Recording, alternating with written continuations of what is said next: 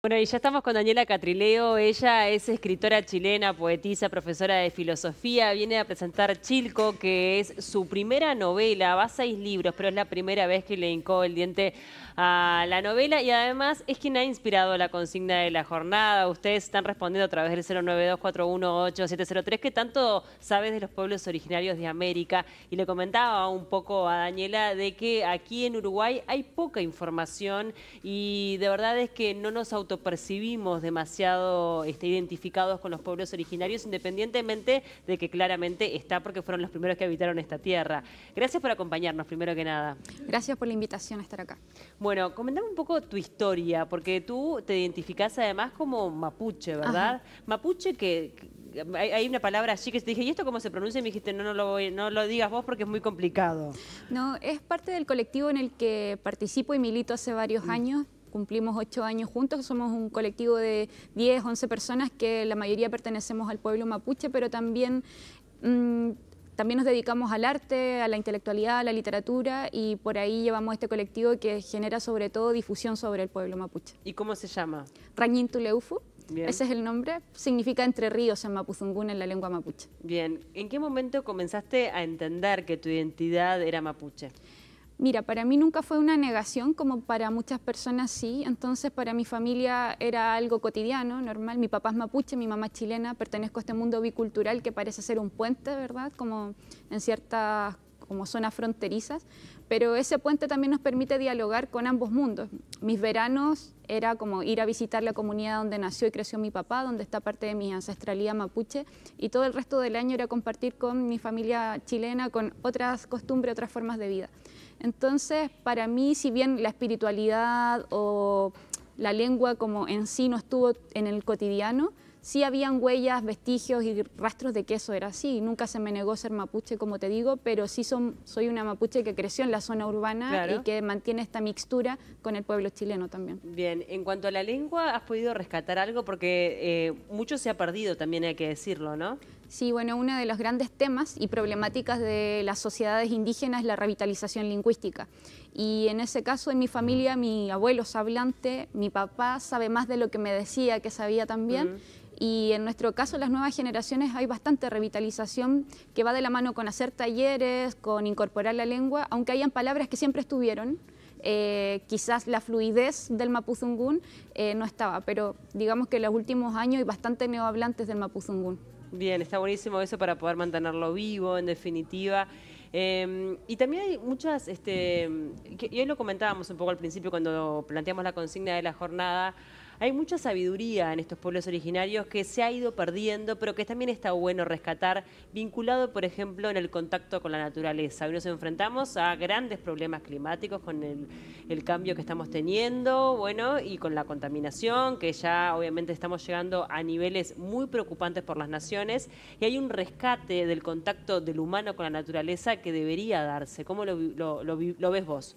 Sí, yo creo que, bueno, en los últimos años, por ejemplo, en la filosofía, las vertientes que más han tenido como difusión tienen que ver con los poshumanismos o los nuevos materialismos, incluso como pensando qué pasa con el antropoceno o el capitaloceno, que son las crisis climáticas que nos toca pensar. Es decir, cómo abordamos un futuro que pueda tener sabidurías que ya estaban, ¿no? Y hay términos que me parecen súper interesantes para pensarlo, como el futuro ancestral, por ejemplo, ¿no? Que son propuestas de diferentes intelectuales que pertenecen a pueblos indígenas que vinculan la cuestión de la naturaleza con la humanidad, es decir, cómo aprendemos de formas de vida éticas que tengan que ver con una relación con ese lenguaje que está vivo más allá de lo visible incluso, ¿no?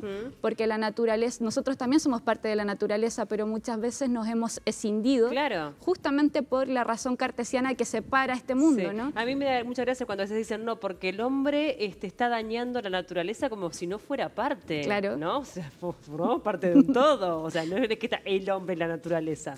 Sí, y yo creo que esa es una de las concepciones más interesantes de aprender, que en el fondo estamos imbricados, estamos tejidos y no somos mundos escindidos. Bien, ¿y cómo es tu contacto con la naturaleza? Es fundamental, como que para mí es un aprendizaje desde niña también, y ahí veo bastante de ese mundo y de memoria familiar mapuche, la sabiduría de las plantas ancestrales, de la medicina, la comunicación. Y el mapuzungún tiene bastante de ello porque es una traducción de muchos sonidos que existen en la naturaleza, por ejemplo, onomatopeyas, ¿no? Bien. Y creo que eso es algo como que se aprende desde la infancia en mi caso, pero también podemos apreciarlo en nuestra adultez, como en el territorio, en el paisaje que nos imbrica, de qué manera nos comunicamos con ese territorio, que también es lenguaje. Sí, también hay algo bien interesante como para rescatar, que es el respeto a la ancianidad, ¿no?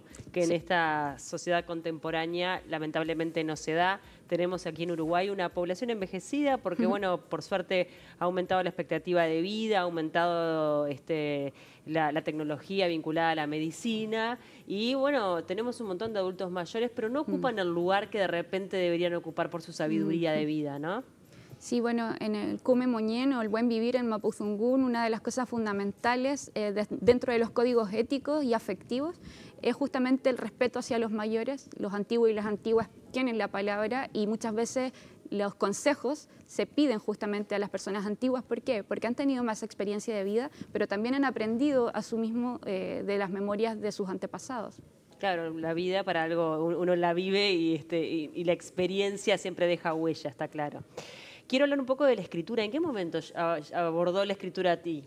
Muy pequeñita, diría que es como, no sé si a ti te pasó, pero al menos en mi caso, como que fueron los diarios de vida el despertar de la escritura.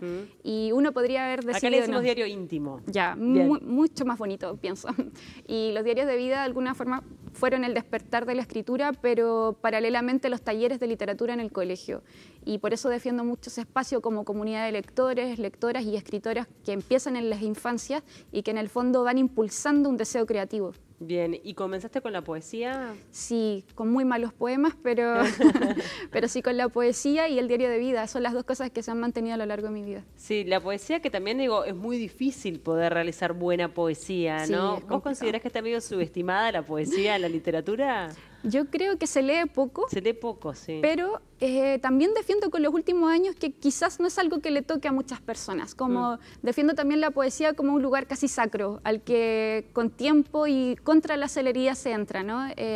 Pasa que la gente cree que tenemos que entender todo lo que leemos y a veces la poesía nos deja muchos más secretos y misterios que posibilidades tan legibles. Sí, yo tenía un profesor en un momento que hizo un taller literario que decía que la poesía podía ser un acto, un amanecer, un atardecer, no tiene por qué estar siempre plasmado en el papel, ¿no? No, y es súper difícil poder traducir esos gestos poéticos, o sea, como es una búsqueda y una frustración constante, porque estar en el lenguaje significa no poder decirlo todo. Exacto. Este es tu primer libro, que comenzó siendo una poesía, ¿no? Sí, bueno, la primera novela que comienza con un poema largo, justamente. Tu primera novela, sí, exacto. con el pie forzado del aroma. Sí. Y obviamente porque es un libro que, bueno, relata la vida de una pareja entre lo que es la ciudad y Chilco, que es una isla que podría estar en Chile, pero que podría estar en otras partes del mundo, ¿no? Es imaginaria. Sí, es una isla como construida a partir de retazos de otras islas y sobre todo jugando con la idea fundamental de que la isla en la literatura universal o en la historia han sido la metáfora de la otredad. Bien, y le quisiste dar también una gran importancia al resto de los sentidos, no únicamente a lo visual, ¿no? El tema del olor está muy presente desde el primer capítulo, con esa humedad en la casa de Chilco, o sea, que intentaste, me imagino que de manera adrede, darle vida al resto de los sentidos y que el lector pueda, bueno, vivirlo también desde esa manera, ¿no? Sí, es el pie forzado que conscientemente atraviesa la novela y es porque está relatado en primera persona por su protagonista, que es Mari, y es alguien que está afectada ante el mundo, es decir, como una persona sensible que rehuye un poco de la descripción a través de la gobernación de los ojos, como que yo quería sacar el mundo más ojocéntrico y poder como contaminar el libro de una escritura que esté abierta con los aromas, con lo áptico, con lo gozoso también del gusto, por ejemplo. Bien, la migración también está presente en un momento, ¿no? Que es algo muy actual, ¿no? Es algo que en definitiva está pasando en América Latina y en el mundo entero. Y que tenemos que entender que creo como sociedad de que ya somos una gran mixtura, ¿no? Que cada uno puede también tener su propia identidad, pero que las ciudades están llenas de gente de todos lados. Sí, yo creo que es un tema histórico igual. Los procesos migratorios, toda nuestra historia han tenido como esas diferentes huellas que ha dejado. El punto yo creo que problemático y la crisis que genera es cómo podemos convivir con los otros, ¿no? De qué manera nos vinculamos y generamos procesos interculturales para poder llegar sin los prejuicios, con una manera también abierta, honesta y solidaria de entender las historias, porque nadie migra por gusto. Exacto. Muchas veces tienen que ver con crisis sociopolíticas que empujan a esa migración, y también muchas migraciones, sobre todo las del mundo indígena o campesino, obedecen también a expoliaciones y despojos territoriales que justamente van de la mano con el extractivismo o las zonas de sacrificio. Exactamente. Bueno, el libro ya está disponible en todas las librerías del país. La idea es que obviamente que lo puedan leer. Es un libro muy lindo, es un libro que está lleno de poesía. Creo que ahí tenés como un sello personal que se puede ver también en esta novela, donde bueno, se habla mucho de comunidad, que me parece que eso también es muy lindo, el entender de que formamos parte de una sociedad y que bueno, es mucho mejor cuando lo hacemos en comunidad, ¿no? Y bueno, y quedan todos invitados a seguirte, que puedan ir leyendo libros anteriores. Este es tu 6º libro, el anterior de poesías y de cuentos tenés anteriores. ¿Y este lo adquieren en todas las librerías del país? ¿Ya está disponible? Sí, ya está disponible para que puedan leer. Hay harta poesía, como dices tú, incluso hay un guiño ahí a Vilariño que pueden encontrar entre me gusta, medias. me encantó. Gracias por acompañarnos, Muchas un gusto gracias. recibirte.